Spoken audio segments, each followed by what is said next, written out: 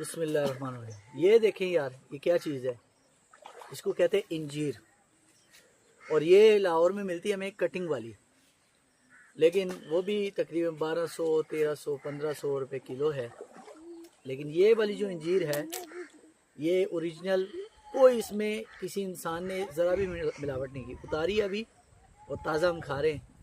तो कभी लाहौर आएँ, लाहौर से इन शुमाली इलाकों में आएँ तो वहाँ से उतार के खाएं, चाहे 2000 रुपये भी कोई मांगे तो देने को तैयार हो जाए, क्योंकि ये जायका आपको लाहौर में नहीं मिलेगा। बिस्मिल्लाह,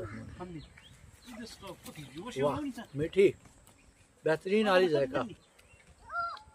तो कोशिश करें आएँ और इन कुदरती नज़ारों को दिखाओ भाई, नज़ारा ज़रा वीडियो दिखाएं, इन इलाकों को देखें और इनकी ज़ियारत करें। ये अल्लाह ताला ने कैसी कुदरत बनाई है, माशाल्लाह माशाल्लाह।